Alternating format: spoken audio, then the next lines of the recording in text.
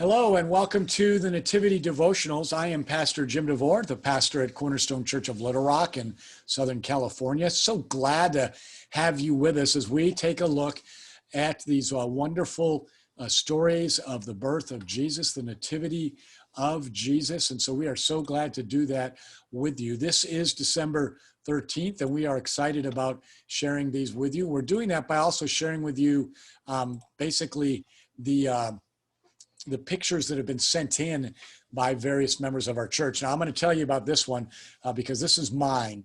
On the back, it says, Merry Christmas, Mommy and Daddy, love, Jimmy.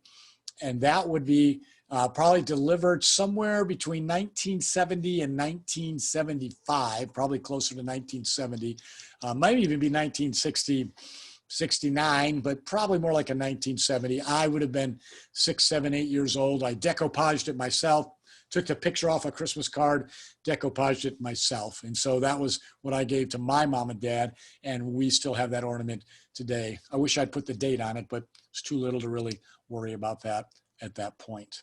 Okay, let's continue now with the reason we're here by looking at the rest of our nativity pictures. And so let's take a look at our passage for the day. It is Luke chapter 2, verses 6 and 7. And basically, this is the birth of Jesus as Luke gives it to us. Luke chapter 2, 6 and 7. While they were there, the time came for her to give birth. She gave birth to her firstborn son, wrapped him in swaddling cloths, and laid him in a manger because there was no place for them in the inn.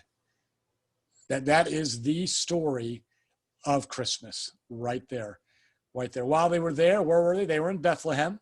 Okay, the time came for her to give birth. So we don't know how long they were there. The movies tend to show her walking in labor. Maybe that was the case.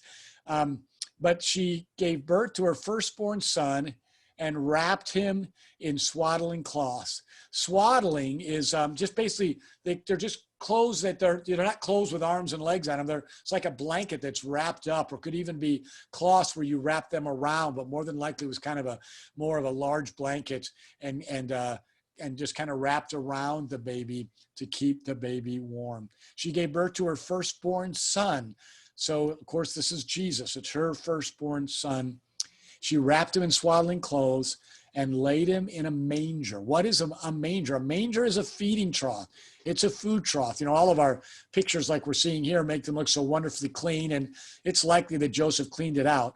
But we are talking about something that animals were eating in on a regular basis. So therefore, it probably wasn't the cleanest and most brightest looking thing that there was. Why was he laid in a manger? Because there was no place for them in the inn. Now, here's first question number one is, we sometimes depict them in a barn, as this picture is kind of doing. All we know is they were laid in a manger. It's likely that it was in a kind of a cutout cave, or that in a hollow of a mountainside or of a large hill where people kept the animals. Okay, that's the possibility. It could also have been attached to the side of the house. Now, I'm going to break some Christmas traditions here, but I'm going to back it up.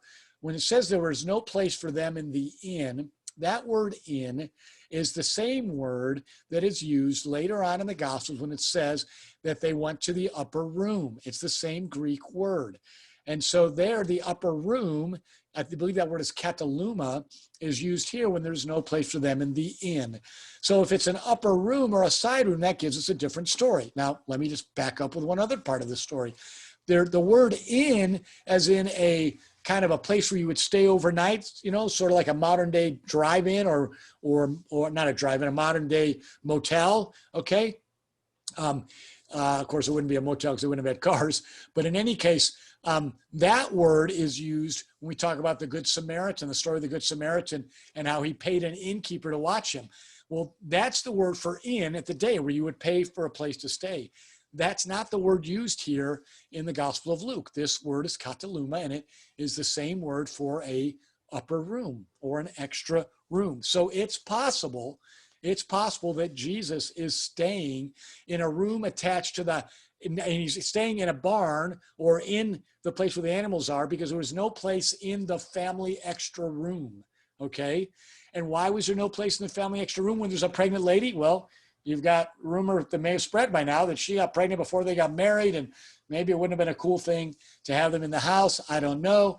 But basically the idea is that there was no room made for them in the inn. And so I hope I haven't destroyed too many of your manger scenes in our discussion here. That wasn't my goal. And it's okay if you've got them kicked out of a little motel. That's fine there.